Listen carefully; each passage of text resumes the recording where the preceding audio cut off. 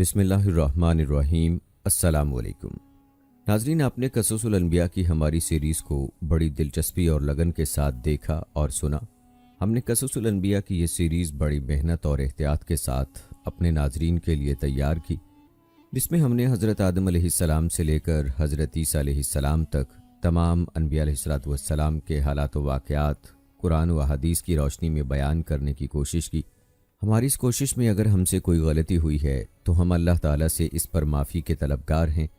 नाजरीन, हमारा मकसद किसी भी किस्म के फ़िरके से मुबर्रा होकर अल्लाह और अल्लाह के रसूल सल्लल्लाहु अलैहि वसल्लम की तालीमात को अपने नाजरीन तक पहुँचाना है। आज की वीडियो में हम आपको क़ससुल अंबिया की सीरीज़ का मुख्तसर खुलासा बताएंगे और आपको ये भी बताएंगे कि बनी इसराइल किस नबी की औलाद हैं, और इसके अलावा आपको अपनी अगली सीरीज़ के बारे में भी बताएंगे कि क़ससुल अंबिया की सीरीज़ के बाद हम अपने नाजरीन के लिए क्या पेश करने वाले हैं। वीडियो को आपने स्किप नहीं करना और आखिर तक लाजमी देखना है।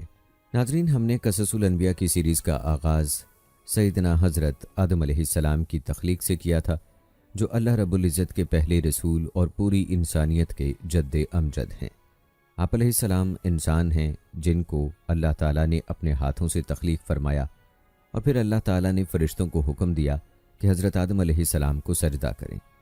अल्लाह ताला के इस हुक्म की तामील सब फ़रिश्तों ने की, लेकिन इब्लीस ने इनकार किया और अल्लाह ताला की नाफरमानी करके मलऊन हुआ।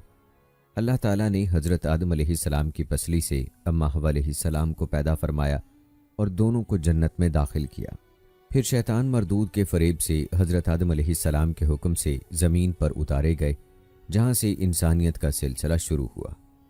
नाज़रीन, इंसानियत की हिदायत के लिए अल्लाह ताला ने वक्तन फ़ौक्तन अनबिया अलैहिस्सलाम को इस दुनिया में मबऊस फरमाया, और इन्हीं इंसानों में से अल्लाह ताला के बरगुज़ीदा बंदे थे। रिवायात के मुताबिक अल्लाह ताला ने कमो बेश 1,24,000 अनबिया को इस दुनिया में मबऊस फरमाया, लेकिन कुरान मजीद में सिर्फ चंद अनबिया और उनकी कौमों का तज़किरा मौजूद है। नाजरीन, हम आपको उन अनबिया के नामों की फहरिस्त भी बताएंगे जिनका तज़किरा कुरान पाक में हुआ है। अलबत्ता हम बात कर रहे थे हज़रत आदम अलैहिस्सलाम की कि आप अलैहिस्सलाम ने जन्नत में शैतान के फ़रेब में आकर वो फल खा लिया जिसके खाने से अल्लाह ताला ने मना फरमाया था। यूँ आप अलैहिस्सलाम और आप अलैहिस्सलाम की अहलिया अम्मा हव्वा अलैहिस्सलाम को ज़मीन पर उतार दिया गया। रिवायात बताती हैं कि आदम अलैहिस्सलाम और हव्वा अलैहिस्सलाम दोनों को अलग अलग मकामात पर उतारा गया। हज़रत आदम अलैहिस्सलाम को कोहे हिंद में और हव्वा अलैहिस्सलाम को जर्रा में। दोनों बहुत शर्मिंदा थे।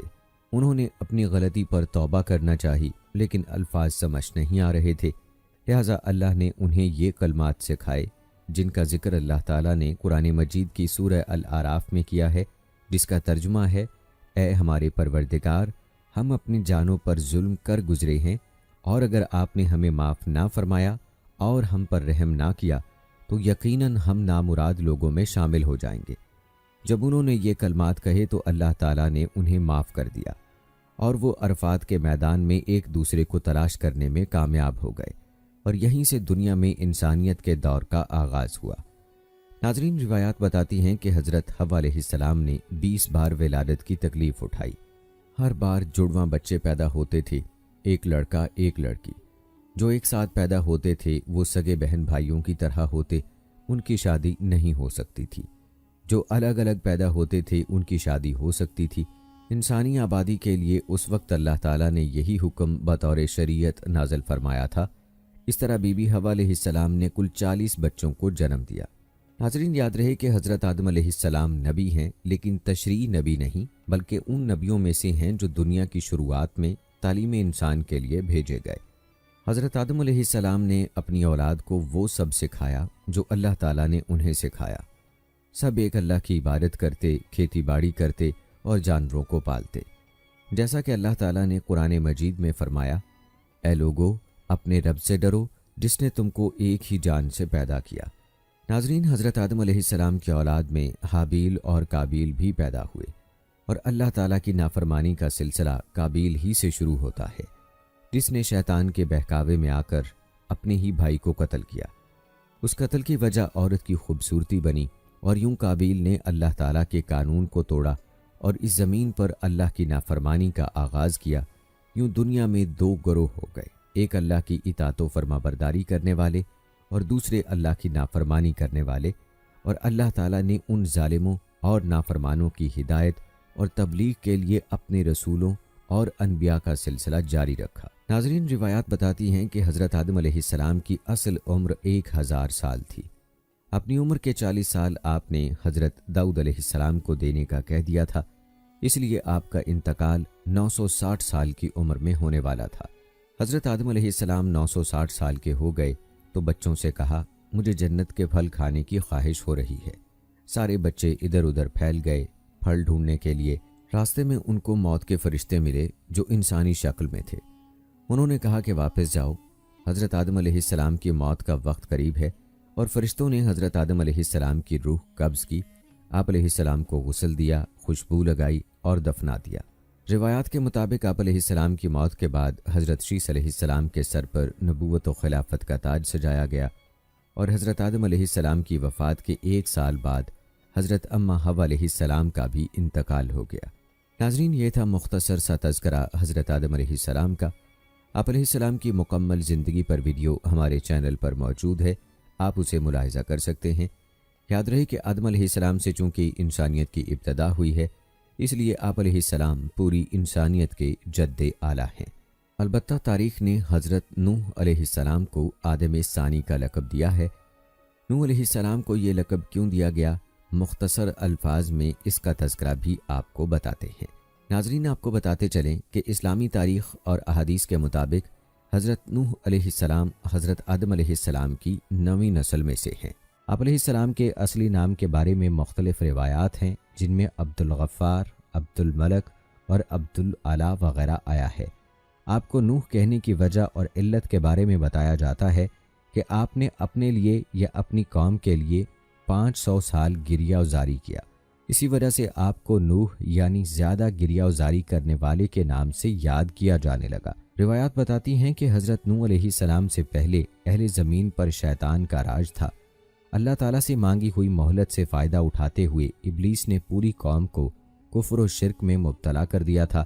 گھر بت کدے بن چکے تھے اور 5 بتوں کو اپنا معبود تصور کر لیا گیا تھا۔ انہی 5 بتوں کو انہوں نے مشکل کشا اور حاجت روا ٹھہرا رکھا تھا۔ قرآن مجید نے ان بتوں کے نام ود، سوا، یغوث، یعوق اور نصر بتائے۔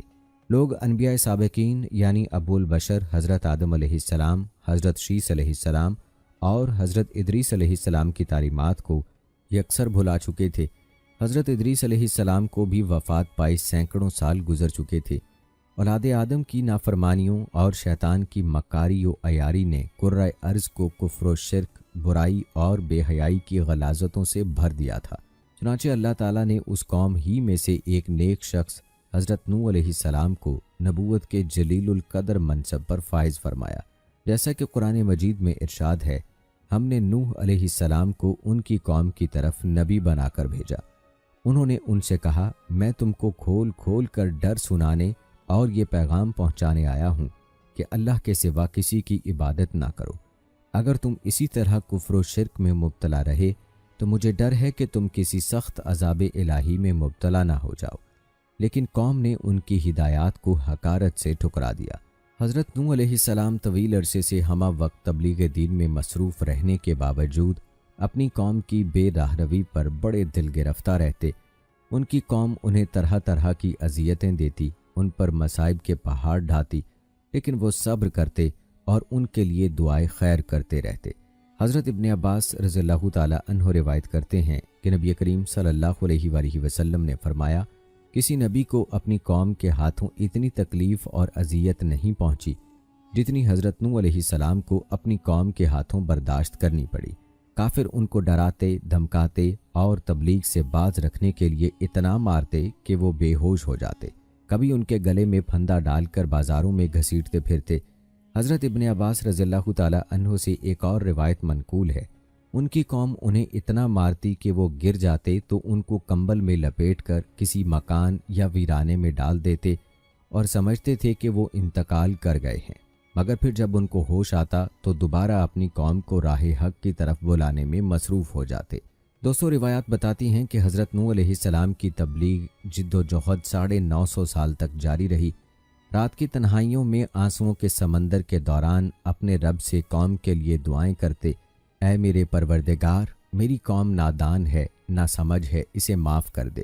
نیز اس دوران اپنی قوم کو ہر ممکن طریقے سے سمجھاتے رہے، کبھی عذاب الہی سے ڈراتے تو کبھی دوزخ کی سختیوں اور جنت کی نعمتوں کا ذکر فرماتے، لیکن قوم ان کا تمسخر اڑاتی، بپتیاں کستی، گویا وہ کانوں سے بہرے اور آنکھوں سے اندھے ہو چکے تھے۔ اس طویل جد و جہد کے نتیجے میں صرف 80 لوگ ایمان لائے۔ حضرت نوح علیہ السلام قوم کی بدحالی پر بہت غمگین رہتے، لیکن امید کا دامن نہ چھوڑتے، مگر کب تک؟ آخر کار طویل اور سخت ترین کاوشوں کے بعد وہ لمحہ آ ہی گیا جب آپ علیہ السلام قوم سے مایوس ہو کر اپنے رب کے سامنے اپنی معروضات پیش کرنے پر مجبور ہو گئے۔ دوستو، اس کا نقشہ قرآن پاک میں یوں کھینچا گیا ہے۔ نوح علیہ السلام نے اللہ سے عرض کی کہ اے پروردگار، میں اپنی قوم کو دن رات بلاتا رہا، لیکن وہ میرے بلانے سے اور زیادہ بھاگتے رہے۔ میں نے جب کبھی انہیں تیری بخشش کی طرف بلایا، یعنی توبہ کی جانب، تو یہ اپنے کانوں میں انگلیاں ڈال لیتے، اپنے چہروں کو کپڑوں سے چھپا لیتے اور ضد، تکبر اور غرور کرتے۔ میں نے ان کو اعلانیہ، خفیہ، غرض ہر طرح سے سمجھایا اور کہا کہ اپنے پروردگار سے معافی مانگو کہ وہ بڑا معاف کرنے والا ہے۔ وہ تم پر آسمان سے پانی برسائے گا، تمہارے مال و اولاد میں ترقی دے گا اور تمہیں باغ عطا کرے گا اور تمہارے لیے نہریں بہا دے گا۔ آخر تم کو کیا ہوا ہے کہ تم اللہ کی عظمت کا اعتقاد نہیں رکھتے، حالانکہ اس نے تم کو کئی طرح سے بنایا ہے؟ کیا دیکھتے نہیں ہو کہ اللہ نے کس طرح 7 آسمان اوپر تلے بنائے ہیں اور ان میں چاند کو خوب جگمگاتا ہوا اور سورج کو چراغ بنایا ہے؟ اور اللہ ہی نے تم کو زمین سے ایک خاص طریقے سے پیدا کیا ہے، پھر وہ تمہیں اس زمین میں واپس لے جائے گا اور اس سے یکایک تم کو نکال کر کھڑا کر دے گا۔ اور اللہ نے زمین کو تمہارے لیے فرش کی طرح بچھا دیا تاکہ تم اس کے اندر کھلے راستوں میں چلو۔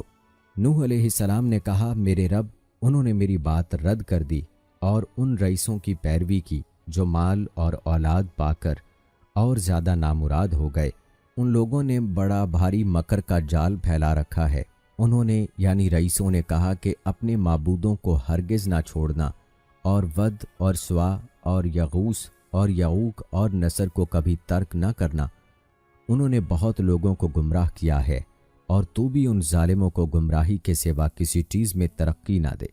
آخر وہ اپنے گناہوں کے سبب پہلے غرق کر دیے گئے، پھر آگ میں ڈال دیے گئے، تو انہوں نے اللہ کے سوا کسی کو اپنا مددگار نہ پایا۔ اور نوح علیہ السلام نے دعا کی کہ اے میرے پروردگار، کسی کافر کو روئے زمین پر بسنے والا نہ چھوڑ۔ اگر تو نے ان کو چھوڑ دیا تو یہ تیرے بندوں کو گمراہ کریں گے، اور ان کی نسل سے جو بھی پیدا ہوگا وہ بھی بدکار اور سخت کافر ہی ہوگا۔ اے میرے پروردگار، مجھ کو اور میرے والدین کو اور ہر اس شخص کو جو میرے گھر میں مومن کی حیثیت سے داخل ہوا ہے، اور سب مومن مردوں اور عورتوں کو معاف کر دے، اور ظالموں کے لیے اور زیادہ تباہی بڑھا۔ یوں حضرت نوح علیہ السلام کی گزارشات بارگاہ خداوندی میں قبول فرما لی گئیں، اور اللہ تعالیٰ نے ان کی طرف وحی نازل فرمائی، جیسا کہ قرآن مجید میں ارشاد ہے، اور نوح علیہ السلام کی طرف وحی کی گئی کہ تمہاری قوم میں جو لوگ ایمان لا چکے ہیں ان کے سوا اب اور کوئی ایمان نہیں لائے گا، تو جو کام یہ کر رہے ہیں ان کی وجہ سے غم نہ کھاؤ، اور ایک کشتی ہمارے حکم سے ہمارے روبرو بناؤ، اور ان کافروں سے متعلق اب کوئی گفتگو ہم سے نہ کرنا، کیونکہ یہ سب لازمی طور پر غرق کر دیے جائیں گے۔ دوستو، یہاں سے اس قوم کی بربادی کا فیصلہ ہوتا ہے جو طویل واقعہ ہے۔ مختصر یہ کہ حضرت نوح علیہ السلام اللہ کے حکم سے کشتی تیار فرماتے ہیں۔ اس کشتی میں تمام چرند پرند اور حیوانات کا ایک ایک جوڑا سوار کیا جاتا ہے، اور وہ لوگ جنہوں نے حضرت نوح علیہ السلام کی دعوت کو قبول کیا تھا سوار ہو جاتے ہیں، اور اللہ کے حکم سے یوں پوری دنیا میں پانی کا سیلاب آتا ہے جس سے دنیا کی آبادی ختم ہو جاتی ہے، اور حضرت نوح علیہ السلام کی کشتی پر موجود انسانوں اور حیوانات سے دوبارہ دنیا کی آبادی کا آغاز ہوتا ہے۔ اس لیے حضرت نوح علیہ السلام کو آدم ثانی کے لقب سے پکارا جاتا ہے، کیونکہ آپ علیہ السلام دنیا کی آبادی نو کا سبب بنے۔ دوستو، حضرت نوح علیہ السلام کے بعد انسانوں اور حیوانوں کی آبادی کا نیا دور شروع ہوتا ہے، اور اس کے بعد دوبارہ سے انسانیت کے ساتھ انبیاء کا سلسلے کا آغاز ہوتا ہے۔ دوستو، حضرت نوح علیہ السلام کا مکمل واقعہ بھی ہمارے چینل پر ملاحظہ کیا جا سکتا ہے۔ اب مختصر تذکرہ کرتے ہیں حضرت ابراہیم علیہ السلام کا، جن کو خلیل اللہ کا لقب حاصل ہے، یعنی اللہ کا دوست۔ آپ علیہ السلام 3 بڑے مذاہب یہودیت، عیسائیت اور اسلام کے عظیم پیغمبروں میں سے ایک ہیں۔ یہودی اور عیسائی بھی حضرت ابراہیم علیہ السلام کو اپنا پیشوا مانتے ہیں۔ مذہب اسلام میں ان کو بڑی قدر کی نگاہ سے دیکھا جاتا ہے، چنانچہ قرآن مجید کی 14ویں سورت سورہ ابراہیم انہی کے نام سے موسوم ہے۔ اللہ تعالیٰ نے قرآن مجید میں متعدد جگہوں پر حضرت ابراہیم علیہ السلام کے احوال و اوصاف بیان فرمائے ہیں۔ اللہ تعالیٰ نے قرآن کریم میں انہیں امت اور امام الناس کے لقب سے پکارا ہے، اور انہیں متعدد مرتبہ حنیف بھی کہا ہے۔ قرآن مجید میں انہیں مسلم بھی کہا گیا ہے۔ دوستو، آپ کو بتاتے چلیں کہ قرآن مجید میں بہت سارے ایسے انبیاء کرام کا تذکرہ ہے جو حضرت ابراہیم علیہ السلام کی نسل میں سے ہیں۔ ابراہیم علیہ السلام کی زندگی اور جذبہ قربانی اللہ سے محبت کا سب سے عمدہ مثال پیش کرتی ہے، جس میں انہوں نے ایک خدا کو ماننے کی بات کہی ہے اور بت پرستی کو مسترد کیا تھا۔ ان باتوں کے علاوہ ابراہیم علیہ السلام کو اپنے پیارے بیٹے کی جان اللہ کی راہ میں قربان کرنے کی ہدایت بھی ایک بہترین مثال ہے۔ آپ کو بتاتے چلیں کہ ابراہیم علیہ السلام کی پیدائش آج سے 4000 سال قبل آج کے ملک عراق میں ہوئی تھی۔ اس شہر کے لوگ ان دنوں سورج، چاند اور ستاروں کی عبادت کرتے تھے، اور وہ اس بات پر یقین کرتے تھے کہ انسانی منزل پر مرحومین کے جسم کا اچھا خاصا اثر ہوتا ہے۔ اس کے علاوہ وہ لوگ لکڑی، پتھر اور کسی بھی دھات کے بنے ہوئے بت کی بھی عبادت کرتے تھے۔ یہ ساری چیزیں لوگوں کے گھروں میں خدا کا درجہ رکھتے تھے، اور لوگ ان چیزوں کی روزانہ عبادت کرتے اور یہ عقیدہ رکھتے تھے کہ ان کے خاندان اور شہر میں اچھی صحت اور قسمت کو سنوارنے کا یہ بہترین ذریعہ ہے۔ ابراہیم علیہ السلام کے توحید کے پیغام کو ان کے گھر والوں نے مسترد کر دیا تھا۔ اس کے باوجود انہوں نے خاندان والوں کا خیال نہ چھوڑا اور نہ ہی ان کی عزت میں کوئی کمی آنے دی۔ جوانی کے دنوں سے ابراہیم علیہ السلام نے ایک خدا کا تصور برقرار رکھا تھا اور ہمیشہ بت پرستی کو مسترد کیا تھا۔ دراصل قرآن مجید اس بات کی گواہی دیتا ہے کہ کس طرح ابراہیم علیہ السلام نے اپنے والد، خاندان والوں اور اپنے ارد گرد لوگوں کو چیلنج کیا تھا، اور یہی نہیں، انہوں نے نمرود بادشاہ سے بھی بت پرستی پر بحث کی تھی، جس کے بارے میں قرآن کی سورہ بقرہ میں اللہ تعالیٰ نے فرمایا کہ اے حبیب، کیا آپ نے اس شخص کو نہیں دیکھا جو اس وجہ سے کہ اللہ نے اسے سلطنت دی تھی، ابراہیم علیہ السلام سے خود اپنے رب ہی کے بارے میں جھگڑا کرنے لگا؟ جب ابراہیم علیہ السلام نے کہا میرا رب وہ ہے جو زندہ بھی کرتا ہے اور مارتا بھی ہے، تو جواباً کہنے لگا میں بھی زندہ کرتا ہوں اور مارتا ہوں۔ ابراہیم علیہ السلام نے کہا بے شک اللہ سورج کو مشرق کی طرف سے نکالتا ہے، تو اسے مغرب کی طرف سے نکال لا۔ سو وہ کافر دہشت زدہ ہو گیا، اور اللہ ظالم قوم کو حق کی راہ نہیں دکھاتا۔ البتہ دوستو، ان بت پرستوں کو ابراہیم علیہ السلام کے ایک خدا کا پیغام کافی ناگوار گزرنے لگا، اور انہوں نے سزا کے طور پر انہیں زندہ جلانے کا ارادہ کیا، اور آپ علیہ السلام کو ایک بہت بڑی آگ میں ڈالا، جس میں اللہ تعالیٰ نے آپ علیہ السلام کو سلامت رکھا۔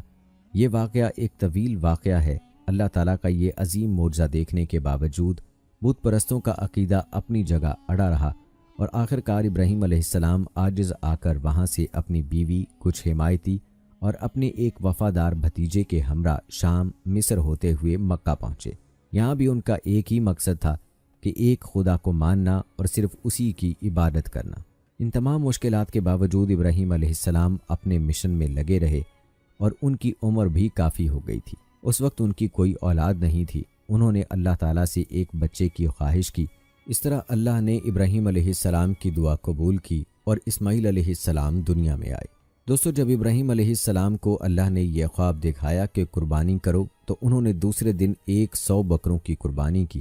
اس کے بعد پھر یہی خواب دوبارہ دیکھا تو انہوں نے اس بار 100 اونٹوں کی قربانی دی۔ پھر تیسری رات کو اسی طرح کا خواب ابراہیم علیہ السلام نے دیکھا تو اس بار انہوں نے کہا یا اللہ، میں 2 روز سے لگاتار تیرے حکم کے مطابق قربانی کر رہا ہوں۔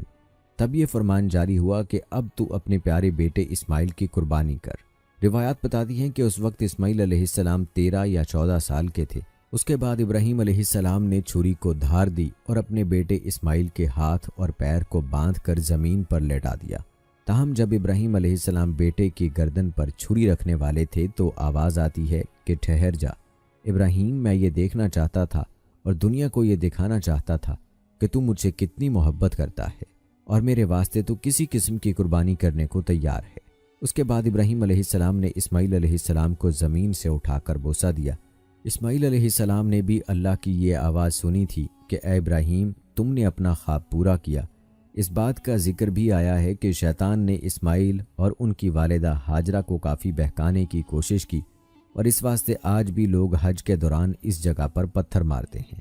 اس کے بعد حضرت ابراہیم علیہ السلام اور اسماعیل علیہ السلام نے اللہ کے حکم سے کعبہ کی تعمیر شروع کی، اور خانہ کعبہ کی تعمیر مکمل ہونے پر اللہ کے حکم سے حج و عمرہ کے لیے اعلان فرمایا، جس کی آواز اللہ رب العزت نے تمام انسانوں تک پہنچائی، اور آج بھی لوگ خانہ کعبہ کا حج اور عمرہ کرتے ہیں۔ دوستو، حضرت ابراہیم علیہ السلام کے یہ واقعہ انتہائی اختصار کے ساتھ بیان کیے گئے ہیں۔ ان واقعات کی تفصیلات کی مکمل ویڈیوز آپ چینل پر ملاحظہ کر سکتے ہیں۔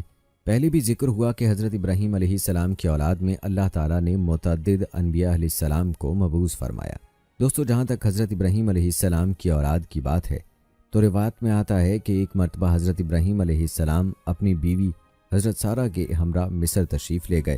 وہاں کے بادشاہ نے حضرت ہاجرہ کو حضرت ابراہیم علیہ السلام کی اہلیہ حضرت سارہ کی خدمت کے لیے پیش کی۔ اس وقت تک حضرت سارہ علیہ السلام کی کوئی اولاد نہیں تھی۔ مصر سے حضرت ابراہیم علیہ السلام پھر فلسطین واپس تشریف لائے تو حضرت سارہ علیہ السلام نے خود حضرت ہاجرہ علیہ السلام کا نکاح حضرت ابراہیم علیہ السلام کے ساتھ کروا دیا۔ بڑھاپے میں حضرت ہاجرہ کے بطن سے حضرت اسماعیل علیہ السلام پیدا ہوئے، اور کچھ عرصے بعد حضرت سارہ کے بطن سے حضرت اسحاق علیہ السلام پیدا ہوئے۔ یاد رہے کہ اللہ تعالیٰ کے حکم سے حضرت ابراہیم علیہ السلام نے اپنی بیوی حضرت ہاجرہ اور بیٹے حضرت اسماعیل علیہ السلام کو مکہ مکرمہ کے چٹیل میدان میں بیت اللہ کے قریب چھوڑ دیا تھا، جیسا کہ فرمان الہی ہے، اے ہمارے پروردگار، میں نے اپنی کچھ اولاد کو آپ کے حرمت والے گھر کے پاس ایک ایسی وادی میں لا بسایا ہے جس میں کوئی کھیتی نہیں ہوتی۔ ہمارے پروردگار، یہ میں نے اس لیے کیا کہ یہ نماز قائم کریں، لہٰذا لوگوں کے دلوں میں ان کے لیے کشش پیدا کر دیجیے اور ان کو پھلوں کا رزق عطا فرمائیے تاکہ وہ شکر گزار بنیں۔ حضرت ابراہیم علیہ السلام کی دعا ایسی قبول ہوئی کہ دنیا بھر کے مسلمانوں کے دل مکہ مکرمہ کی طرف کھنچے چلے جاتے ہیں۔ چنانچہ ہر مسلمان کی یہ خواہش ہوتی ہے کہ وہ کم از کم ایک مرتبہ اللہ تعالیٰ کے گھر کی زیارت ضرور کرے، اور پھلوں کی افراد کا یہ عالم ہے کہ دنیا بھر کے پھل بڑی تعداد میں وہاں موجود ہیں۔ دوستو، آپ نے ملاحظہ کیا کہ حضرت ابراہیم علیہ السلام کو اللہ تعالیٰ نے 2 بیٹے عطا فرمائے، ایک حضرت اسماعیل علیہ السلام اور دوسرے اسحاق علیہ السلام۔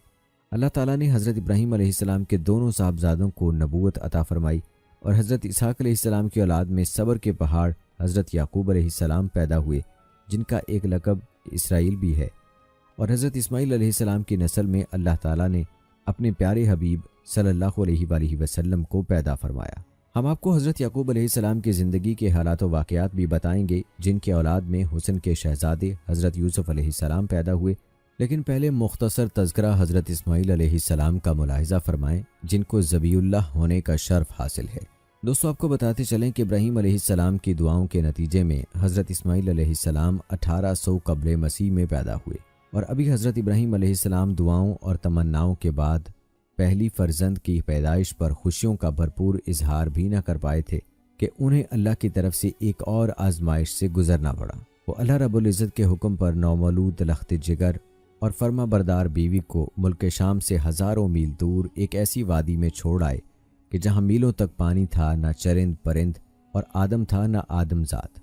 یوں وادی فاران کے سنگلاخ کالے پہاڑوں کے درمیان تپتے صحرا کے ایک بوڑھے درخت کے نیچے اللہ کی ایک نیک اور برگزیدہ بندی اپنے نومولود معصوم بیٹے کے ساتھ چند روز سے قیام پذیر رہیں۔ جو زیادہ راہ ساتھ تھا ختم ہو چکا۔ ماں بیٹا بھوک پیاس سے بے حال ہیں۔ ماں کو اپنی تو فکر نہیں، لیکن بھوکے پیاسے بچے کی بے چینی پر ممتا کی تڑپ فطری امر ہے۔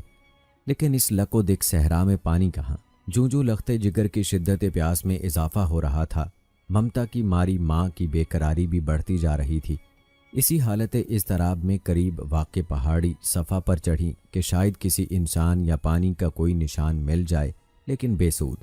تڑپتے دل کے ساتھ بھاگتے ہوئے ذرا دور دوسری پہاڑی مروا پر چڑھی، لیکن بے فائدہ۔ اسی طرح دونوں پہاڑیوں کے درمیان پانی کی تلاش میں 7 چکر مکمل کر لیے۔ ادھر اللہ تعالیٰ نے حضرت جبرائیل امین کے ذریعے شیر خوار اسماعیل کے قدموں تلے دنیا کے سب سے بڑے متبرک اور پاکیزہ پانی کا چشمہ جاری کر دیا اور رہتی دنیا تک کے لیے یہ پیغام دے دیا کہ اللہ پر توکل کرنے والے صابر و شاکر بندوں کو ایسی ہی بیش قیمت انعامات سے نوازا جاتا ہے۔ یاد رہے کہ آب زمزم غذا بھی ہے اور شفا بھی، دوا ہے اور دعا بھی۔ اللہ تعالیٰ نے نہ صرف ماں بیٹے کے لیے بہترین غذا کا بندوبست کیا بلکہ تا قیامت مسلمانوں کے فیضیاب ہونے کا وسیلہ بنا دیا، اور اللہ پاک کی یہ منشا تھی کہ اس جگہ کو دنیا کا مقدس ترین شہر بنا دیا جائے۔ چنانچہ حضرت حاجرہ علیہ السلام اپنے صاحبزادے کے ساتھ وہیں رہ رہی تھیں کہ ایک روز عرب کے قبیلے بنو جرہم کے کچھ لوگ پانی کی تلاش میں وہاں پہنچے اور حضرت حاجرہ علیہ السلام کی اجازت سے وہاں رہائش اختیار کر لی۔ پھر دوسرے قبائل بھی وہاں آ کر آباد ہوئے اور یوں دیکھتے ہی دیکھتے وہ سنسان صحرا دنیا کے سب سے مقدس و متبرک اور عظیم شہر مکہ مکرمہ میں تبدیل ہو گیا۔ حضرت حاجرہ نے بیٹے کی پرورش اور تعلیم و تربیت پر خصوصی توجہ دی۔ دوستو 13 سال کا طویل عرصہ جیسے پلک چھپکتے گزر گیا۔ حضرت اسماعیل علیہ السلام مکے کی مقدس فضاؤں میں آب زمزم پی کر اور صبر و شکر کی پے کر عظیم ماں کی آغوش تربیت میں پروان چڑھتے ہوئے بہترین صلاحیتوں کے مالک خوبصورت نوجوان کا روپ دھار چکے تھے کہ ایک دن حضرت ابراہیم علیہ السلام تشریف لائے اور فرمایا، اے بیٹا، میں خواب میں دیکھتا ہوں کہ گویا تمہیں ذبح کر رہا ہوں، تو تم سوچو کہ تمہارا کیا خیال ہے؟ فرما بردار بیٹے نے سر تسلیم خم کرتے ہوئے فرمایا، ابا جان، آپ علیہ السلام کو جو حکم ہوا ہے وہی کیجیے، اللہ نے چاہا تو آپ مجھے صابرین میں پائیں گے۔ حضرت اسماعیل علیہ السلام کا یہ سعادت مندانہ جواب دنیا بھر کے بیٹوں کے لیے آداب فرزندی کی ایک شاندار مثال ہے۔ حضرت ابراہیم علیہ السلام نے بیٹے کا جواب سنا تو انہیں سینے سے لگایا اور حضرت حاجرہ علیہ السلام کے پاس لے آئے۔ فرمایا، اے حاجرہ، آج ہمارے نور نظر کو آپ اپنے ہاتھوں سے تیار کر دیجئے۔ دوستو یہ واقعہ ایک طویل واقعہ ہے۔ حضرت ابراہیم علیہ السلام کا اپنے فرزند ارجمند کو اپنے ساتھ لے جانا، راستے میں شیطان کو کنکریاں مارنا، پھر اسماعیل علیہ السلام کو ذبح کرنے کے لیے لٹانا، آسمان سے دمبے کا اسماعیل علیہ السلام کی جگہ قربان ہونا، یہ پورا واقعہ ہماری تفصیلی ویڈیو میں بیان ہو چکا ہے۔ یاد رہے کہ آج بھی عید الاضحیٰ کے موقع پر پوری دنیا کے مسلمان جو قربانی کرتے ہیں وہ حضرت اسماعیل علیہ السلام کی اسی قربانی کی یاد میں ہوتی ہے، اور حاجی اسی مقام پر قربانی کرتے ہیں جہاں حضرت اسماعیل علیہ السلام کو ذبح کرنے کے لیے آپ کے والد لے کر گئے تھے۔ دوستو یہ اللہ کی طرف سے ایک امتحان تھا جس میں حضرت ابراہیم علیہ السلام اور اسماعیل علیہ السلام کامیاب ہوئے، اور حضرت اسماعیل علیہ السلام کی پھر شادی ہونا اور سرزمین عرب کو آباد کرنا یہ اللہ کی منشا تھی۔ پھر آپ علیہ السلام ہی کی اولاد میں اللہ تعالیٰ نے اپنے آخری نبی کو اس سرزمین پر مبعوث فرمانا بھی اللہ کی منشا تھی، جو اپنے وقت کے ساتھ پوری ہوئی۔ دوستو اسماعیل علیہ السلام کے علاوہ حضرت ابراہیم علیہ السلام کے دوسرے فرزند اسحاق علیہ السلام تھے، جن کی اولاد میں حضرت یعقوب علیہ السلام نبی ہوئے۔ آئیے مختصر الفاظ میں آپ کو حضرت یعقوب علیہ السلام کی زندگی کے بارے میں بتاتے ہیں۔ یاد رہے کہ حضرت یعقوب علیہ السلام حضرت اسحاق علیہ السلام کے بیٹے، حضرت ابراہیم علیہ السلام کے پوتے اور حضرت یوسف علیہ السلام کے والد ہیں۔ یوں انبیاء اکرام علیہ السلام کے مبارک سلسلے میں آپ علیہ السلام کو یہ خصوصیت حاصل ہے کہ آپ کے دادا اور والد نبی ہیں تو خود بھی اس منصب پر فائز ہوئے، اور صاحبزادے کو بھی اللہ تعالیٰ نے نبوت عطا فرمائی۔ اللہ تعالیٰ نے آپ علیہ السلام کی ولادت کی خوشخبری حضرت ابراہیم علیہ السلام کو آپ کے والد حضرت اسحاق علیہ السلام کی ولادت کی اطلاع کے ساتھ دی تھی، جیسا کہ قرآن پاک میں ارشاد ہے، پھر ہم نے انہیں یعنی ابراہیم کو اسحاق علیہ السلام اور اسحاق علیہ السلام کے بعد یعقوب علیہ السلام کی خوشخبری دی۔ دوستو یاد رہے کہ اللہ تعالیٰ نے حضرت یعقوب علیہ السلام کو یہ فضیلت بھی عطا فرمائی کہ بنی اسرائیل میں مبعوث ہونے والے تمام پیغمبر آپ علیہ السلام کی نسل میں سے ہیں۔ روایات بتاتی ہیں کہ آپ علیہ السلام نے جوانی میں ہی ملک شام کی ہجرت فرمائی، اور اس ہجرت کی جو وجہ بتائی جاتی ہے وہ روایات میں اس طرح بیان ہوئی ہے۔ کہتے ہیں حضرت اسحاق علیہ السلام کے 2 جڑواں بیٹے مہیس اور یعقوب علیہ السلام تھے۔ آپ علیہ السلام کو بڑے بیٹے سے قدر زیادہ محبت تھی، جبکہ اہلیہ یعقوب علیہ السلام کو زیادہ چاہتی تھیں۔ روایات میں ہے کہ ایک دن حضرت اسحاق علیہ السلام نے بڑے بیٹے سے شکار کا گوشت کھانے کی خواہش کا اظہار کیا۔ مہیس والد کی خواہش پر فوراً شکار کے لیے چلا گیا، لیکن اسی اثناء میں والدہ نے حضرت یعقوب علیہ السلام سے کہا کہ بکری ذبح کر کے والد کو کھانا پیش کر دو اور ان سے دعائیں لے لو۔ حضرت یعقوب علیہ السلام نے والدہ کے مشورے پر ایسا ہی کیا، لیکن جب بڑا بھائی گوشت بھون کر والد کی خدمت میں لے کر گیا اور اسے حقیقت کا علم ہوا تو وہ حضرت یعقوب علیہ السلام کا دشمن ہو گیا۔ والدہ نے جب یہ دیکھا تو انہوں نے حضرت یعقوب علیہ السلام کو فوری طور پر اپنے ماموں کے پاس عراق کے شہر حران جانے کی ہدایت کی۔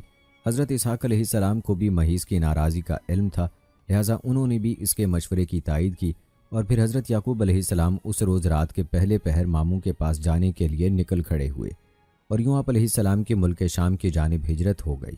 دوستو، روایات میں آپ علیہ السلام کے اس سفر کے دوران ایک خواب کا ذکر ملتا ہے۔ کہتے ہیں حضرت یعقوب علیہ السلام اس رات اور دوسرے دن چلتے رہے اور پھر رات کے کسی پہر ایک گاؤں کے باہر جنگل میں ایک پتھر کو تکیے کی جگہ سر کے نیچے رکھ کر سو گئے۔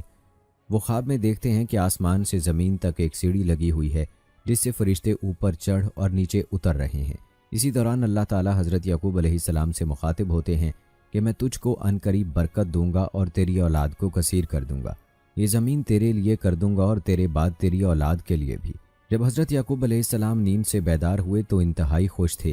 آپ علیہ السلام نے منت مانی کہ اگر وہ اپنے والدین کی طرف سلامتی کے ساتھ لوٹ گئے تو اس جگہ جہاں خواب نظر آیا تھا اللہ عز و جل کی عبادت کے لیے ایک گھر بنائیں گے۔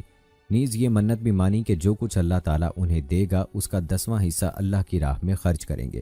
حضرت یعقوب علیہ السلام نے اس پتھر کو تیل لگایا جس پر سر رکھ کر سوئے تھے تاکہ واپسی میں اس کے ذریعے جگہ کی نشاندہی ہو سکے۔ حضرت یعقوب علیہ السلام طویل سفر کے بعد حران میں اپنے ماموں کے پاس پہنچ گئے۔ ماموں بھانجے کو دیکھ کر بے حد خوشی ہوئی اور ان کی خوب خاطر مدارت کی۔ ماموں جن کا نام لابان تھا، ان کی 2 جوان بیٹیاں تھیں، بڑی کا نام لیا اور چھوٹی کا نام راحیل تھا۔ حضرت یعقوب علیہ السلام نے ماموں سے چھوٹی بیٹی راحیل کا رشتہ مانگا تو ماموں نے اس شرط کے ساتھ ہاں کر دی کہ وہ 6 سال تک ان کی بکریاں چرائیں گے۔ جب مدت گزر گئی اور شرط پوری ہو گئی تو انہوں نے لوگوں کو اکٹھا کر کے دعوت کی اور شادی کر دی۔ رات کو حضرت یعقوب علیہ السلام پر انکشاف ہوا کہ شادی تو راحیل کی بجائے بڑی بہن لیا سے ہوئی ہے۔ حضرت یعقوب علیہ السلام نے صبح ماموں سے پوچھا، آپ نے ایسا کیوں کیا؟ میں نے تو راحیل سے نکاح کا پیغام دیا تھا۔ ماموں نے جواب دیا، ہمارے ہاں بڑی بیٹی کے ہوتے چھوٹی سے نکاح نہیں ہو سکتا۔ ہاں اگر تمہیں چھوٹی پسند ہے تو میں اس سے بھی تمہارا نکاح کر دوں گا، مگر تمہیں مزید 7 سال تک بکریاں چرانی ہوں گی۔ حضرت یعقوب علیہ السلام نے مزید 7 سال تک بکریاں چرائیں، جس کے بعد ان کا نکاح چھوٹی بہن سے بھی کر دیا گیا۔ واضح رہے اس وقت کی شریعت میں 2 بہنوں کا ایک ہی وقت میں ایک مرد سے نکاح ہو سکتا تھا۔ مورخین فرماتے ہیں کہ حضرت یعقوب علیہ السلام کی 4 بیویاں تھیں جن سے اللہ تعالیٰ نے آپ علیہ السلام کو اولاد کثیر سے نوازا۔ آپ علیہ السلام کے 12 بیٹے اور ایک بیٹی ہوئی۔ بیٹوں کی شادیاں ہوئیں اور پھر ان کی اولاد پھیلتے پھیلتے 12 قبیلوں کی شکل اختیار کر گئی۔ چھوٹی بیوی راحیل سے 2 بیٹے پیدا ہوئے، ایک حضرت یوسف علیہ السلام اور دوسرے بنیامین۔ روایات کے مطابق حضرت یعقوب علیہ السلام کو چھوٹی بیوی سے ہونے والے 2 بیٹوں یوسف علیہ السلام اور بنیامین سے بے حد محبت تھی اور انہیں ہمیشہ اپنے ساتھ رکھا کرتے تھے۔ سوتیلے بھائیوں کو یہ بات بہت بری لگتی تھی اور وہ ان دونوں بھائیوں کو رنج و تکلیف پہنچانے کا کوئی موقع ہاتھ سے نہ جانے دیتے۔ حضرت یعقوب علیہ السلام جانتے تھے کہ بڑے 10 بھائی ان دونوں سے حسد کرتے ہیں۔ حضرت یعقوب علیہ السلام نے اپنی زندگی کا بڑا حصہ رنج و غم میں گزارا۔ ابھی نوجوان ہی تھے کہ بڑے بھائی کے خوف سے والدین کو چھوڑنا پڑا اور 20 سال دیار غیر میں گزارے۔ بڑھاپے میں بڑی بیوی سے ہونے والے 10 بیٹوں کے ہاتھوں حضرت یوسف علیہ السلام کو دی جانے والی تکالیف اور طویل جدائی نے انہیں شدید اذیت پہنچائی۔ حضرت یعقوب علیہ السلام حضرت یوسف علیہ السلام کی جدائی کے سبب 40 سال تک انہیں یاد کر کے روتے رہے، یہاں تک کہ روتے روتے آنکھوں کی بینائی ضائع ہو گئی۔ آخر 40 سال بعد اللہ تعالیٰ نے حضرت یعقوب علیہ السلام کو بیٹے سے اس حیثیت سے ملایا کہ وہ والی مصر تھے۔ دونوں باپ بیٹا طویل جدائی کے بعد ملے تو لپٹ کر دیر تک روتے رہے اور اس ملاقات کے بعد حضرت یعقوب علیہ السلام اپنے بیٹے حضرت یوسف علیہ السلام کے پاس مصر میں 24 سال تک مقیم رہے۔ دوستو، یہ مختصر تذکرہ تھا حضرت یعقوب علیہ السلام کی زندگی کا۔ یاد رہے کہ یعقوب علیہ السلام کی زندگی کا ہر ایک واقعہ انتہائی ایمان افروز اور طویل ہے۔ یہاں پر صرف خلاصے کے طور پر ان واقعات کی جانب اشارہ کیا گیا ہے۔ تفصیلی تذکرے کے لیے ہمارے چینل پر موجود قصص الانبیاء کی تمام ویڈیوز ایک بار ضرور دیکھیں۔ اب تذکرہ کرتے ہیں حضرت یوسف علیہ السلام کا کہ جن کی زندگی عجیب معجزانہ زندگی ہے۔ آپ علیہ السلام کو اللہ تعالیٰ نے بے پناہ حسن عطا فرمایا تھا اور آپ کے اوصاف کی وجہ سے والد حضرت یعقوب علیہ السلام کو آپ سے بے پناہ محبت تھی۔ بھائیوں کے حسد نے آپ کو باپ سے جدا کرنے کے لیے کنویں میں ڈالا، پھر غلام بتا کر فروخت کیا والد سے بچپن میں جدا ہوئے، لیکن قدرت کے کرشمے دیکھیں کہ غلام بن کر فروخت ہوئے تو مصر کے بادشاہ کے محل میں پہنچا دیے گئے۔ جہاں آپ علیہ السلام اپنے شباب کو پہنچے تو زلیخا کا آپ پر فریفتہ ہونے کا واقعہ پیش آیا۔ دوستو، حضرت یوسف علیہ السلام کے تمام واقعات کا احاطہ تو اس مختصر ویڈیو میں ممکن نہیں ہے، البتہ آپ کو زلیخا اور حضرت یوسف علیہ السلام کا واقعہ مختصر الفاظ میں بتاتے ہیں۔ دوستو، حضرت یوسف علیہ السلام کو بازار سے خریدنے کے بعد عزیز مصر حضرت یوسف علیہ السلام کو خوشی خوشی اپنے گھر لے آیا اور بیوی کو نصیحت کی کہ اسے بہت پیار و محبت سے رکھو، جیسا کہ قرآن پاک میں ارشاد باری تعالیٰ ہے۔ مصر والوں میں سے جس نے اسے یعنی حضرت یوسف علیہ السلام کو خریدا تھا، اس نے اپنی بیوی سے کہا اسے بہت عزت و احترام کے ساتھ رکھو، بہت ممکن ہے کہ ہمیں فائدہ پہنچائے یا اسے ہم اپنا بیٹا ہی بنا لیں۔ یوں ہم نے مصر کی سرزمین میں یوسف علیہ السلام کے قدم جما دیے۔ اب حضرت یوسف علیہ السلام محل میں بڑے سکون اور اطمینان کے ساتھ رہ رہے تھے۔ عزیز مصر آپ علیہ السلام کی دیانت، شرافت، پاکیزگی، سچائی اور بردباری سے بے حد متاثر تھا، لیکن ابھی اللہ تعالیٰ کو حضرت یوسف علیہ السلام کو مزید امتحانات سے گزارنا تھا۔ کچھ ہی عرصہ گزرا تھا کہ آپ علیہ السلام سن شباب پر پہنچ گئے۔ عزیز مصر کی بیوی زلیخا آپ کے حسن سے بہت متاثر تھی۔ وقت گزرنے کے ساتھ ساتھ اس کی نیت بدلنے لگی اور اس نے آپ علیہ السلام پر ڈورے ڈالنے شروع کر دیے، جیسا کہ قرآن پاک میں ارشاد ہے، اور جس عورت کے گھر میں تھا وہ اسے پھسلانے لگی اور دروازے بند کر لیے اور کہنے لگی لو آؤ۔ اس یعنی حضرت یوسف علیہ السلام نے کہا اللہ کی پناہ، وہ یعنی تیرے میاں تو میرے آقا ہیں جس نے مجھے عزت سے رکھا ہے، میں ایسا ظلم نہیں کر سکتا، بے شک ظالم نجات نہیں پاتے۔ جب حضرت یوسف علیہ السلام نے دیکھا کہ یہ عورت شیطان کے چنگل میں پھنس کر دعوت گناہ پر مصر ہے تو باہر نکلنے کے لیے دروازے کی جانب بھاگے۔ زلیخا پکڑنے کے لیے ان کے پیچھے دوڑی، ان کی قمیض کا پچھلا دامن اس کے ہاتھ میں آ گیا، جسے اس نے اپنی طرف کھینچا تو وہ پھٹ گیا۔ حضرت یوسف علیہ السلام باہر نکلے تو سامنے عزیز مصر کھڑا تھا، پیچھے زلیخا بھی باہر آ گئی۔ اس نے شوہر کو دروازے پر کھڑا دیکھا تو معصوم بن گئی اور حضرت یوسف علیہ السلام پر الزام لگاتے ہوئے گویا ہوئی، جو شخص تیری بیوی کے ساتھ برا ارادہ کرے تو بس اس کی سزا یہی ہے کہ اسے قید کر دیا جائے اور اسے کوئی دردناک سزا دی جائے۔ حضرت یوسف علیہ السلام نے جب دیکھا کہ اس عورت نے الزام انہی پر لگا دیا ہے تو صورتحال واضح کر دی، بولے یہی مجھے اپنی نفسانی خواہش پورا کرنے پر مجبور کر رہی تھی۔ عزیز مصر کے سامنے ایک طرف بیوی تھی جو حضرت یوسف علیہ السلام پر بدکاری کا الزام لگا رہی تھی، تو دوسری طرف حضرت یوسف علیہ السلام تھے کہ جن کی شرافت، پاکیزگی، صداقت اور سچائی مسلمہ تھی۔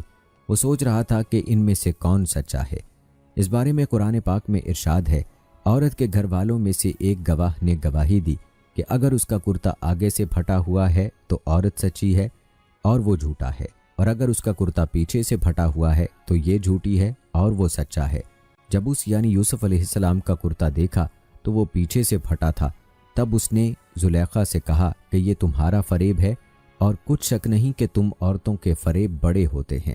پھر اس نے کہا یوسف اس بات کا خیال نہ کر اور زلیخا تو اپنے گناہ کی بخشش مانگ، بے شک خطا تیری ہی ہے۔ دوستو، یہاں آپ کو بتاتے چلیں کہ تفسیر ابن کثیر اور معرف القرآن میں ایک دودھ پیتے بچے کا ذکر ہے کہ جسے اللہ تعالیٰ نے گویائی عطا فرمائی اور اس نے عزیز مصر کو یہ حکیمانہ مشورہ دیا جس میں حضرت یوسف علیہ السلام کی بے گناہی ثابت ہوئی۔ دوستو، کہتے ہیں کہ یہ واقعہ دربار خاص سے ہوتا ہوا شہر کے خواتین تک میں عام ہو گیا۔ انہوں نے زلیخا کو بدنام اور اسے لعن طعن کرنا شروع کر دیا، جس کا ذکر قرآن مجید میں یوں کیا گیا ہے، اور عورتوں نے شہر میں چرچا کیا کہ عزیز کی عورت اپنے غلام کو چاہتی ہے، اس کی محبت میں فریفتہ ہو گئی ہے، ہم تو اسے صریح غلطی پر دیکھتے ہیں۔ روایات میں آتا ہے کہ زلیخا جب ان عورتوں کے طنز سے تنگ آ گئی تو اس نے ان عورتوں کو اپنے گھر کھانے پر مدعو کر لیا۔ پھر جب سب خواتین کھانے کی دعوت پر آ گئیں تو اس نے ان میں سے ہر ایک کو پھل تراشنے کے لیے ایک ایک چھری دی اور پھر یوسف علیہ السلام سے کہا کہ ان کے سامنے چلے آؤ۔ ان عورتوں نے جب حضرت یوسف علیہ السلام کے حسن و جمال کو دیکھا تو ایسی مدہوش ہوئیں کہ پھل تراشنے کی بجائے اپنے ہاتھ کاٹ لیے اور بے اختیار بول اٹھیں، سبحان اللہ، یہ انسان ہرگز نہیں، یہ تو یقیناً کوئی بہت بزرگ فرشتہ ہے۔ جب زلیخا نے دیکھا کہ یہ عورتیں تو یوسف علیہ السلام کے جلوہ حسن سے مبہوت و مدہوش ہو گئی ہیں تو اس نے کہا یہی وہ غلام ہے جس کے بارے میں تم مجھ پر لعنت ملامت کر رہی تھی۔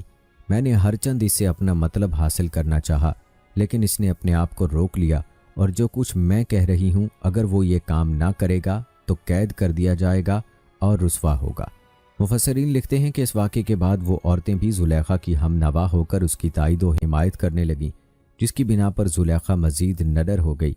तो आप अलैहिस्सलाम ने अपने रब से इल्तिजा की, ए मेरे परवरदिगार, जिस काम की तरफ ये मुझे बुलाती है इसकी निस्बत मुझे कैद पसंद है, और अगर तू मुझसे इनके फरेब को ना हटाएगा तो मैं इनकी तरफ माइल हो जाऊंगा और नादानों में दाखिल हो जाऊंगा। रिवायात बताती हैं कि ज़ुलेखा के दाव पेश नाकाम हो गए तो हज़रत यूसुफ़ अलैहिस्सलाम को कैद खाने में डालने का तहैया कर लिया। उसने अपने शौहर को मजबूर किया कि उसकी जिस कदर रुसवाई और बदनामी हो चुकी है, उसके तोड़ के लिए यूसुफ को कैद खाने में डाल दिया जाए, ताकि लोगों को मालूम हो कि ज़ुलेखा बेकसूर है। हज़रत यूसुफ़ अलैहिस्सलाम की इफ़्फ़त व पाक दामनी साबित होने के बावजूद अज़ीज़ मिस्र ने उन्हें हवाला ज़ंदां कर दिया। यूं अल्लाह ताला ने जेल जाने की दुआ कबूल फरमाकर एक तरफ तो उन्हें औरतों की चालबाजियों से बचा लिया, तो दूसरी तरफ शाह मिस्र के कुर्ब और हुकूमत में शामिल होने के मौके फराहम कर दिए। आप अलैहिस्सलाम कैदियों की खबरगिरी करते और उनसे प्यारो मोहब्बत से पेश आते, चुनाचे बहुत जल्द कैदियों में मकबूल हो गए। याद रहे कि अल्लाह ताला ने आप अलैहिस्सलाम को ख्वाबों की ताबीरों का इल्म अता फरमा रखा था और आप अलैहिस्सलाम कैदियों को ख्वाबों की ताबीरें बताया करते थे। दोस्तों, कुदरत का करिश्मा देखें कि वक्त के बादशाह को ख्वाब आता है जिसकी ताबीर पूरी ममलकत के काहिन नहीं बता पाते। तो बादशाह का खानसामा जो जेल से हज़रत यूसुफ़ अलैहिस्सलाम के पास आया था, उसने कहा, मैं एक शख्स को जानता हूँ जो आपके ख्वाब की ताबीर बताएगा। यूँ हज़रत यूसुफ़ अलैहिस्सलाम बादशाह के ख्वाब की ताबीर बताते हैं। दोस्तों, हज़रत यूसुफ़ अलैहिस्सलाम का ख्वाबों की ताबीर का इल्म ही था जिसने आप अलैहिस्सलाम को न सिर्फ कैद से रिहाई दिलवाई, बल्कि आप अलैहिस्सलाम ने मिस्र के बादशाह के ख्वाब की ताबीर बताकर बादशाह के महल में आला मकाम भी पाया। आप अलैहिस्सलाम को अजीज़ मिस्र का रुतबा दिया गया और आप अलैहिस्सलाम ने अल्लाह ताला के अता करदा इल्म की रोशनी में मिस्र की हुकूमत को कहत के सालों में ऐसी हिकमत अमली से चलाया कि जिसकी मिसाल तारीख़ में नहीं मिलती। इन्हीं कहत के सालों में अल्लाह रब्बुल इज़्ज़त की मंशा से यूसुफ़ अलैहिस्सलाम की मुलाकात अपने भाइयों से होती है और आप अलैहिस्सलाम बड़ी हिकमत के साथ अपने वालिद तक अपना कुर्ता पहुंचाते हैं और आखिर आप अलैहिस्सलाम के कुर्ते की बरकत से आपके वालिद हज़रत याकूब अलैहिस्सलाम की आंखों की बीनाई लौट आती है और अल्लाह ताला की मंशा और हुक्म से आपका पूरा ख़ानदान आपके पास मिस्र आता है और 40 साल के बाद अल्लाह ताला बाप और बेटे को आपस में मिलाते हैं। दोस्तों, रिवायात बताती हैं कि 40 साल बाद होने वाली इस मुलाकात ने बाप बेटे यानी अल्लाह की दो पाकीज़ा और बरगुज़ीदा हस्तियों को आबदीदा कर दिया। दोनों देर तक एक दूसरे के गले लगे रहे।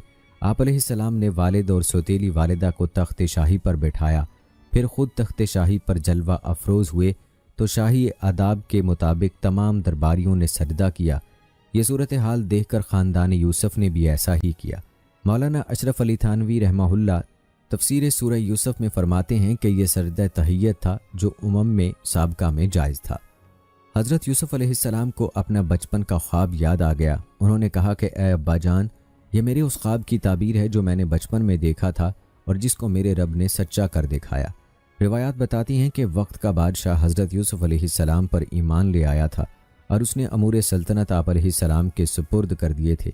हज़रत यूसुफ अलैहिस्सलाम के ख़ानदान ने मिस्र ही में मुस्तकिल सकूनत इख्तियार कर ली थी और इस तरह बनी इसराइल सरज़मीन मिस्र में आबाद हो गए।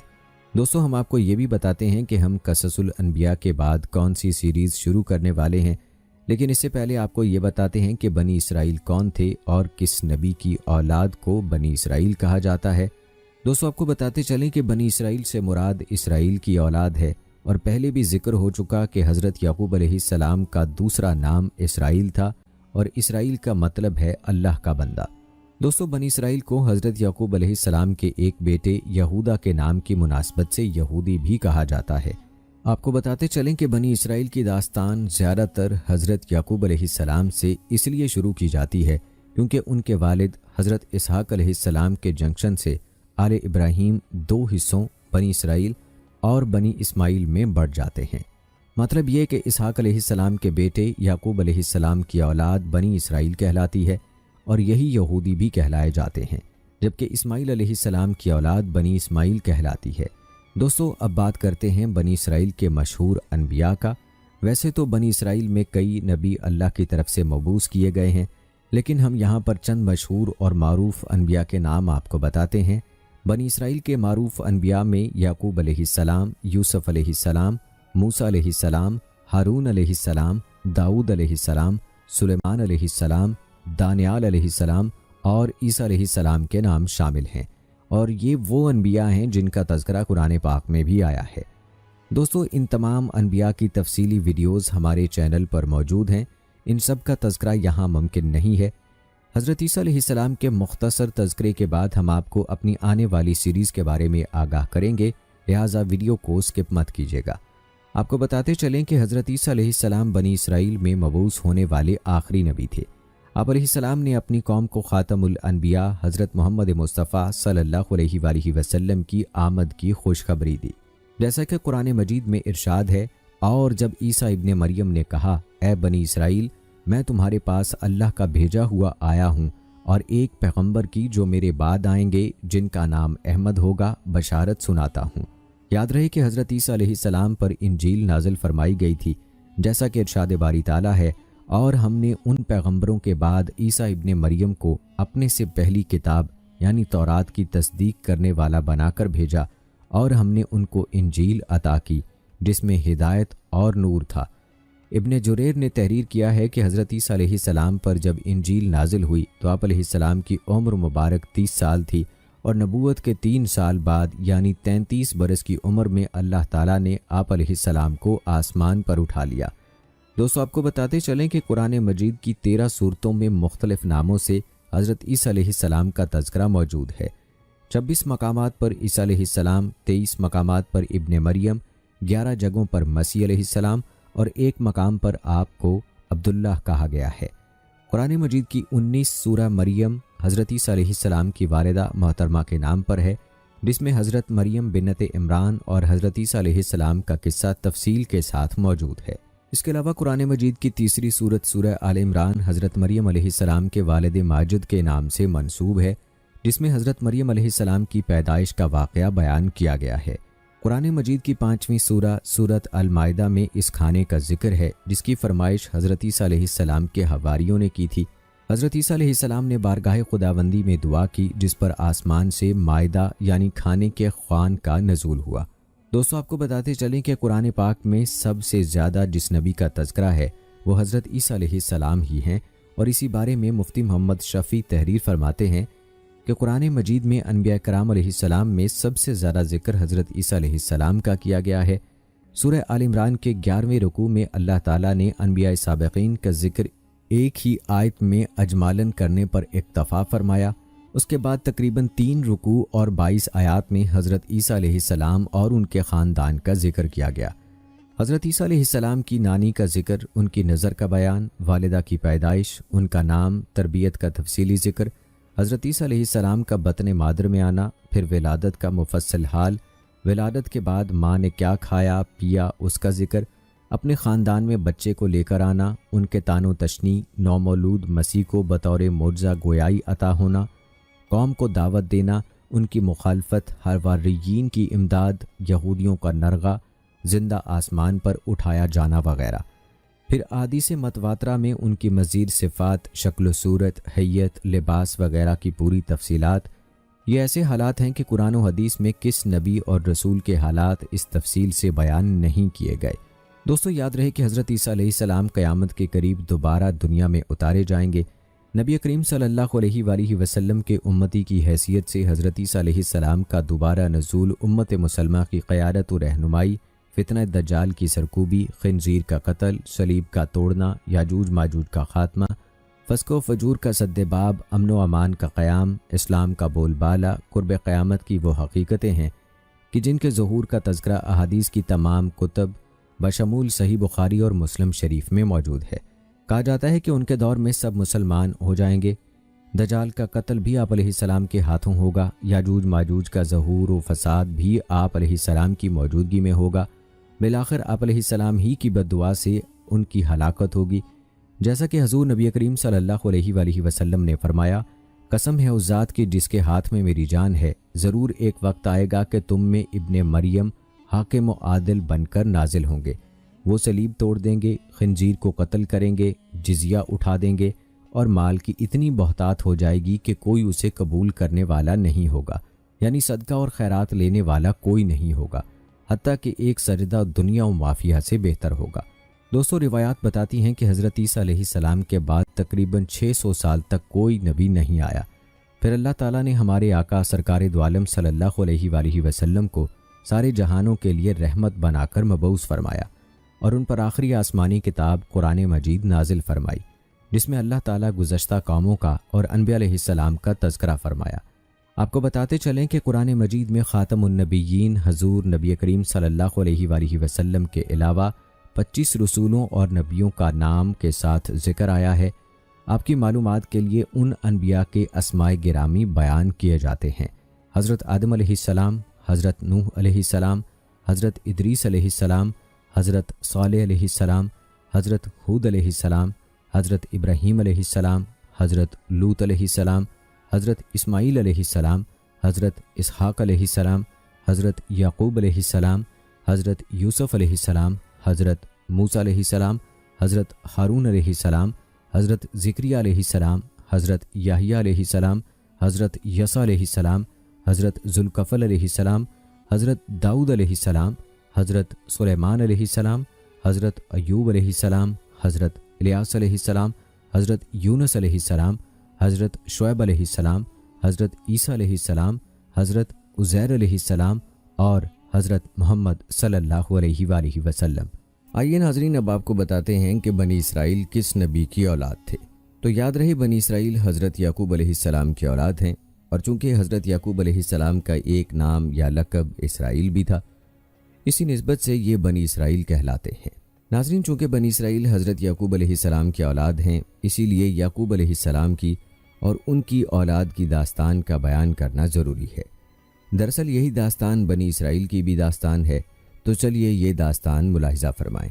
یاد رہے کہ حضرت اسحاق بن ابراہیم علیہ السلام کے 2 بیٹے تھے، مہیس اور یعقوب۔ کہا جاتا ہے کہ باپ بڑے بیٹے مہیس اور ماں چھوٹے بیٹے یعنی یعقوب علیہ السلام سے زیادہ محبت کرتی تھی۔ ایک دن باپ نے بڑے بیٹے سے فرمائش کی کہ انہیں شکار کا گوشت کھلایا جائے۔ یہ سن کر مہیس شکار کی غرض سے جنگل کی طرف چل دیا، جبکہ ماں نے یعقوب سے کہا، تم جلدی سے بکری ذبح کر کے باپ کو گوشت پیش کرو اور دعائیں لے لو۔ جب بڑا بیٹا شکار کر کے واپس آیا تو یہ دیکھ کر سخت پریشان اور رنجیدہ ہوا کہ یعقوب علیہ السلام نے اس کے آنے سے پہلے ہی والد کو گوشت کھلا دیا۔ اس بات پر اس کے دل میں بھائی کے خلاف دشمنی پیدا ہو گئی۔ صورتحال کو بھانپتے ہوئے ماں نے یعقوب کو مشورہ دیا کہ وہ بھائی کے غیظ و غضب سے بچنے کے لیے گھر چھوڑ کر اپنے ماموں کے پاس عراق کے شہر حران چلا جائے۔ چونکہ اس مشورے میں والد کی رائے بھی شامل تھی، لہٰذا یعقوب علیہ السلام رات کے پہلے پہر ہی گھر سے نکل گئے۔ وہ رات اور اگلا دن سفر میں گزارنے کے بعد اگلی رات ایک آبادی کے قریب کھلی جگہ میں پتھر کو تکیہ بنا کر سو گئے۔ آنکھ لگی تو خواب دیکھا کہ زمین سے آسمان تک ایک سیڑھی لگی ہوئی ہے، جس کے ذریعے فرشتے اوپر نیچے آ جا رہے ہیں۔ اسی اثناء میں اللہ نے آپ سے مخاطب ہو کر کہا، میں تجھ کو عنقریب برکت دوں گا اور تیری اولاد کو کثیر کر دوں گا۔ یہ زمین تیرے لیے کر دوں گا اور تیرے بعد تیری اولاد کے لیے۔ ناظرین، بتایا جاتا ہے کہ اسی وعدے اور بات کو لے کر بنی اسرائیل یعنی یہود آج تک دعویٰ کرتے ہیں کہ یہ زمین یعنی فلسطین تو اللہ تعالیٰ نے ہمارے نام کر دی ہوئی ہے، اللہ کی طرف سے ہبہ ہے، لہٰذا کوئی دوسری قوم یعنی فلسطینی مسلمان کس طرح اس پر اپنا حق جتا سکتے ہیں۔ روایات میں آتا ہے کہ حضرت یعقوب علیہ السلام جب خواب سے بیدار ہوئے تو بہت خوش تھے، اللہ کا شکر ادا کیا اور منت مانی کہ جب بھی میں سلامتی کے ساتھ اپنے والدین کے پاس واپس پہنچا تو اس جگہ جہاں میں نے خواب دیکھا تھا اللہ کی عبادت کے لیے ایک گھر تعمیر کروں گا اور اپنے مال کا 10واں حصہ اللہ کی راہ میں خیرات کر دوں گا۔ چنانچہ اس جگہ کو چھوڑنے سے پہلے آپ نے اس پتھر پر جسے تکیہ بنا کر سوئے تھے تیل مل دیا تاکہ واپس آ کر پہچاننے میں آسانی ہو۔ البتہ حضرت یعقوب علیہ السلام اپنے ماموں لابان کے پاس حران شہر پہنچے۔ ماموں بھانجے کو دیکھ کر بہت خوش ہوا، سینے سے لگایا اور خوب خاطر تواضع کی۔ روایات بتاتی ہیں کہ لابان کی 2 بیٹیاں تھیں، بڑی کا نام لیا اور چھوٹی کا راحیل تھا۔ چونکہ چھوٹی بہت زیادہ حسین و جمیل تھی، لہٰذا یعقوب علیہ السلام نے ماموں سے اس کا رشتہ مانگ لیا۔ इस पर लाबान ने कहा कि तुम 6 साल तक मेरी बकरियां चराओ तो मैं तुम्हारी शादी राहील से कर दूंगा। इस वादे पर याकूब अलैहिस्सलाम 6 साल तक मामों की बकरियां चराते रहे। जब मुद्दत मुकम्मल हुई तो लाबान ने अजीज़ो अकारिब को इकट्ठा किया, तमाम दोस्तों को जमा किया और याकूब अलैहिस्सलाम का निकाह अपनी बेटी से कर दिया। शब उरूसी को जब याकूब अलैहिस्सलाम अपनी दुल्हन के पास गए तो पता चला कि निकाह राहील से नहीं बल्कि बड़ी बेटी लिया से कर दिया गया है। सुबह हुई तो मामू से दरियाफ्त किया कि ये क्या माजरा है। मामू ने जवाब दिया, हमारे रिवाज के मुताबिक बड़ी बेटी के होते हुए छोटी बेटी की शादी नहीं हो सकती, लेकिन मैंने तो छोटी का हाथ मांगा था। याकूब अलैहिस्सलाम ने जवाब दिया। इस पर लाबान ने कहा कि अगर तुम्हें उससे शादी करनी है तो मज़ीद 7 साल मेरी बकरियों की देखभाल करनी होगी। ये सुनकर याकूब अलैहिस्सलाम ने मज़ीद 7 साल मामू की बकरियां चराने की हामी भर ली और जब 7 साल मुकम्मल हुए तो लाबान ने राहील की शादी भी याकूब अलैहिस्सलाम से कर दी। याद रहे उस वक्त 2 बहनों से एक मर्द की शादी ममनू नहीं थी बल्कि जायज़ थी। नाज़रीन, रिवायात के मुताबिक हज़रत याकूब अलैहिस्सलाम ने राहील से शादी के बाद कुछ वक्त मामू के पास गुजारा और फिर अहलो अयाल के साथ अपने वतन केनान जो मौजूदा फ़लस्तीन है वापस जाने की इजाज़त चाही। ये सुनकर लाबान बहुत गमगीन हुआ क्योंकि उसकी 2 बेटियां, बच्चे और भांजा जिसने 20 साल उसके पास गुजारे अब बिछड़ रहे थे।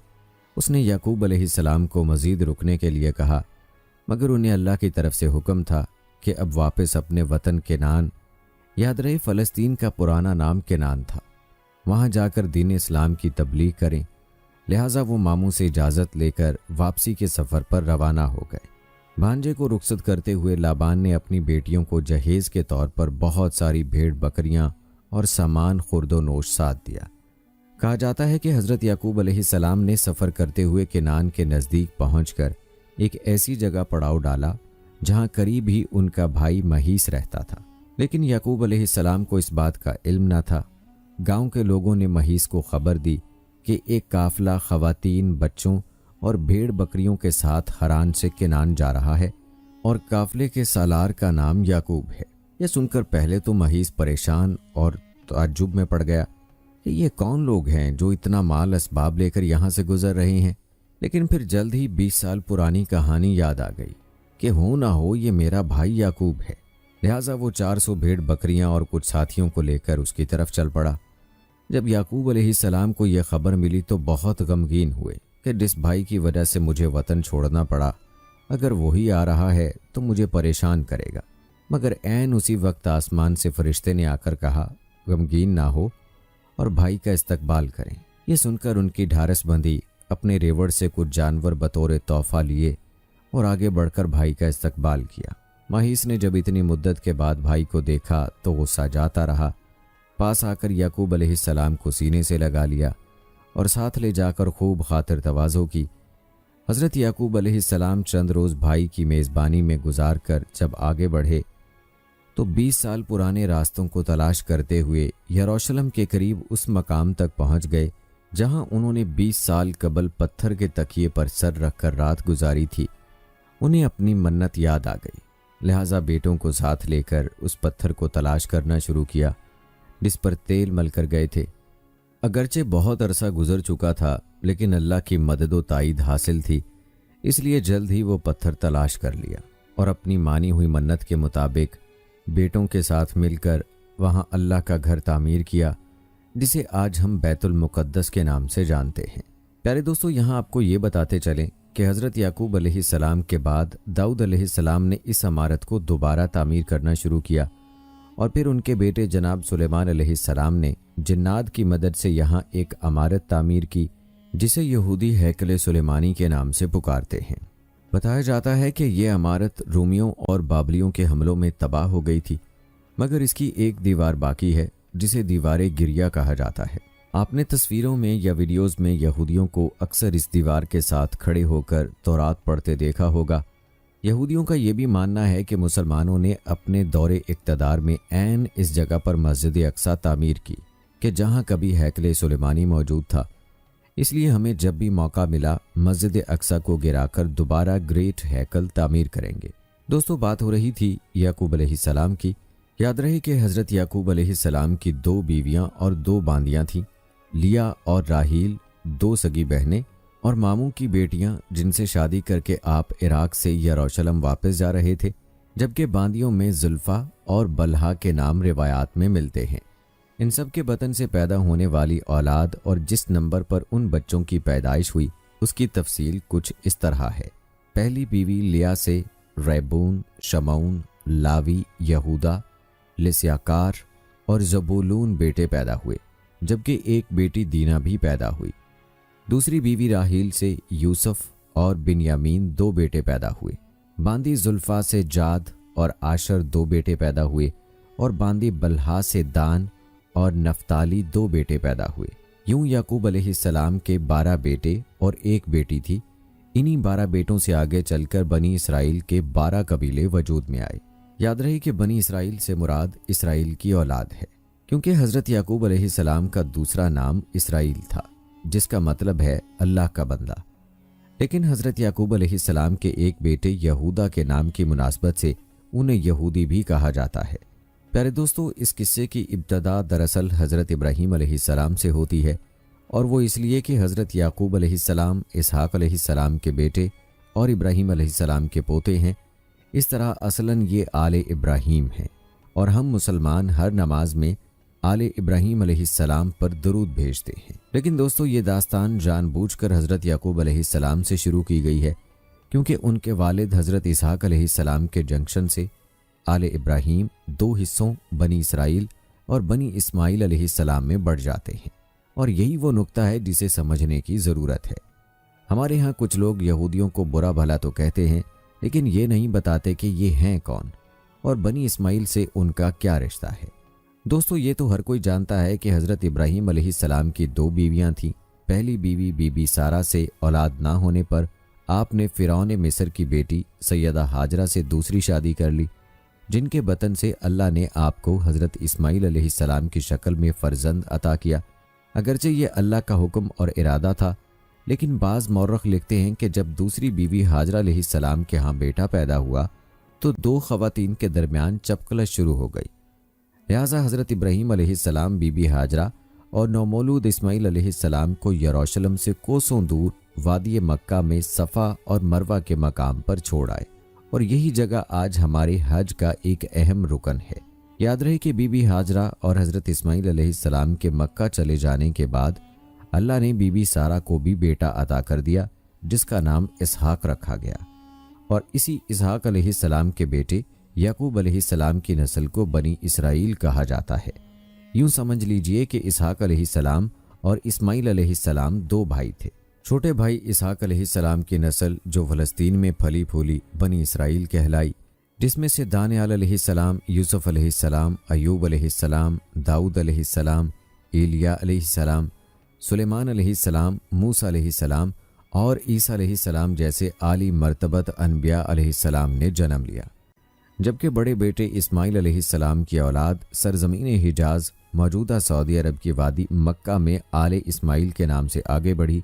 इस तरह रिश्ते के लिहाज से बनी इसराइल और बनी इस्माइल कज़न यानी सगे चचाजाद भाई हैं, और इसी बनी इस्माइल के एक कबीले कुरैश की शाख बनी हाशिम में ख़ातमुन नबिय्यीन हज़रत मोहम्मद मुस्तफ़ा सल्लल्लाहु अलैहि वसल्लम का जन्म हुआ। प्यारे दोस्तों, ये सारी कहानी बयान करने का मकसद ये था कि आपको बनी इसराइल और बनी इस्माइल के बारे में तफसील से आगाह किया जाए, और आप जान चुके हैं कि हज़रत इब्राहीम अलैहिस्सलाम के 2 बेटों से ये सिलसिला चला। हज़रत इसहाक अलैहिस्सलाम के बेटे याकूब अलैहिस्सलाम की औलाद बनी इसराइल कहलाई, जबकि इस्माइल अलैहिस्सलाम की बनी इस्माइल। तो यकीनन नाज़रीन, अब आप जान चुके होंगे कि बनी इसराइल कौन थे और किस नबी की औलाद थे, और साथ ही साथ दोस्तों अब आप ये भी जान गए होंगे कि बनी इस्माइल कौन हैं। हमने अपनी क़ससुल अंबिया की सीरीज़ में हज़रत आदम अलैहिस्सलाम से लेकर हज़रत ईसा अलैहिस्सलाम तक तमाम अनबिया अलैहिस्सलाम के वाक़यात आप तक पहुँचाने की पूरी कोशिश की है।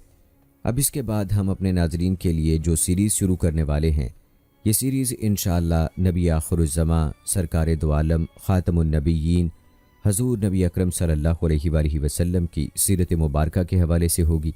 हम मक्का और मदीना की तारीख़ से अपनी सीरीज़ का आगाज़ करेंगे, और इसके बाद हम नबी करीम सल्लल्लाहु अलैहि वसल्लम की विलादत बाज़ादत से लेकर वफ़ात तक के तमाम हालात व वाक़यात पर मुकम्मल तफसील अपने नाज़रीन तक पहुँचाने की कोशिश करेंगे। یاد رکھیں نبی کریم صلی اللہ علیہ وآلہ وسلم کی زندگی ہمارے لیے بہترین نمونہ ہے، اس لیے ہر مسلمان کے لیے ضروری ہے کہ وہ نبی اکرم صلی اللہ علیہ وآلہ وسلم کی زندگی اور آپ صلی اللہ علیہ وآلہ وسلم کی سیرت کے بارے میں مکمل علم حاصل کرے اور آپ صلی اللہ علیہ وآلہ وسلم کی سیرت کو اپنانے کی کوشش کرے۔ لہٰذا آپ ہمارے چینل کے ساتھ جڑے رہیے تاکہ آپ نبی اکرم صلی اللہ علیہ وآلہ وسلم کی مکمل زندگی کے بارے میں جان سکیں۔ ہماری گزشتہ سیریز یا پھر آنے والی سیریز کے حوالے سے اگر آپ کی کوئی رائے ہے تو کمنٹ سیکشن میں ہمارے ساتھ لازمی شیئر کیجیے گا۔ آپ کی رائے ہمارے لیے بہت ہی قیمتی ہے۔ جانے سے پہلے ویڈیو کو لائک اور شیئر ضرور کریں تاکہ انبیاء علیہ السلام کا یہ تذکرہ زیادہ سے زیادہ مسلمانوں تک پہنچ پائے۔ آج کی ویڈیو کے متعلق بھی اپنی رائے کا اظہار ضرور کیجیے گا۔ ملتے ہیں اگلی ویڈیو میں، تب تک کے لیے مجھے اجازت دیں۔ فی امان اللہ۔